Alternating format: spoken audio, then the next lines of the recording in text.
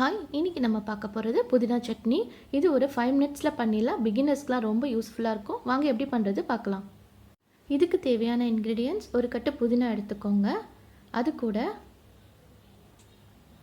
காரத்துக்கு தேவையான அளவு பச்சை மிளகா, 5-6 பல்லு பூண்டு, 5-6 சின்ன வெங்காயம், புளி, தேங்காய், இவ்வளோதாங்க.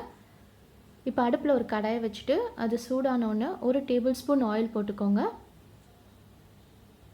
எண்ணெய் நல்லா சூடானோன்னே 1 டேபிள் ஸ்பூன் உளுந்து நல்லா வதங்கணும். லைட்டாக ப்ரௌன் கலர் ஆகணும், இல்லைன்னா பச்சை வாசம் அடிக்கும். இப்போ பாருங்கள், நல்லா வதங்கிடுச்சு. இப்போ நம்ம பூண்டு இது கூட சேர்த்துக்கலாம். பூண்டு ரொம்பவே டேஸ்ட்டாக இருக்கும் இந்த சட்னிக்கு சேர்த்திங்கன்னா. ஸோ ஒரு 5-6 பல்லு பூண்டு போதும். பூண்டு நல்லா வதங்கினோன்னே பச்சை மிளகாய் சேர்த்துக்கோங்க. உங்களுக்கு காரத்துக்கு தேவையான அளவு போட்டுக்கோங்க. பச்சை மிளகாய் நல்லா வதங்கினோன்னே சின்ன வெங்காயம் ஆட் பண்ணிக்கலாம். புதினா சட்னிக்கு சின்ன வெங்காயம் தான் நல்ல டேஸ்ட்டு கொடுக்கும். ஸோ முடிஞ்ச அளவுக்கு சின்ன வெங்காயமே போடுங்க. இப்போ வெங்காயம் ஓரளவுக்கு வதங்கினோன்னே நம்ம எடுத்து வச்சுருக்க தேங்காவை இதுக்குள்ளே சேர்த்து அதையும் வதக்கிடுங்க. இந்த தேங்காய் வதக்கி நம்ம அரைச்சோன்னா ரொம்ப டேஸ்ட்டாக இருக்கும்.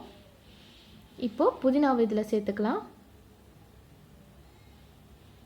இந்த சட்னி ரொம்ப ஈஸி. இது ரொம்பவே ஹெல்த்தியான சட்னி. சட்டுன்னு பண்ணிடலாம். இப்போ இந்த புதினாவை நல்லா வதக்குங்க. புதினா டக்குன்னு நம்மளுக்கு குக் ஆகிடும். பாருங்கள், நல்லா சுருண்டு வந்துடுச்சு. இப்போ நம்ம ஆஃப் பண்ணிவிட்டு எடுத்து வச்சுருக்க புளியை இது கூட சேர்த்துடலாம். புளியையும் இதில் கூட போட்டு வதக்கணும்னு அவசியம் இல்லை. அடுப்பை ஆஃப் பண்ணிவிட்டு புளியை சேர்த்துக்கோங்க போதும். இப்போ இதெல்லாம் நல்லா ஆறட்டும். ஆறணுன்னு நம்ம மிக்ஸி ஜாரில் போட்டு அரைச்சி எடுத்துடலாம்.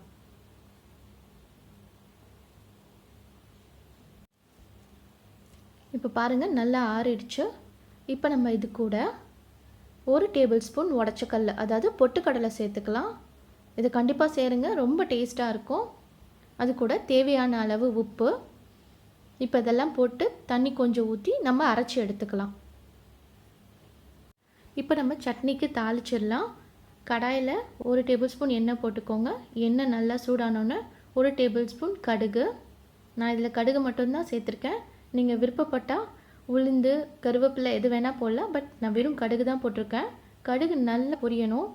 பொரிஞ்சோன்னே ஆஃப் பண்ணிவிட்டு நம்ம சட்னியில் சேர்த்துற வேண்டிதான்.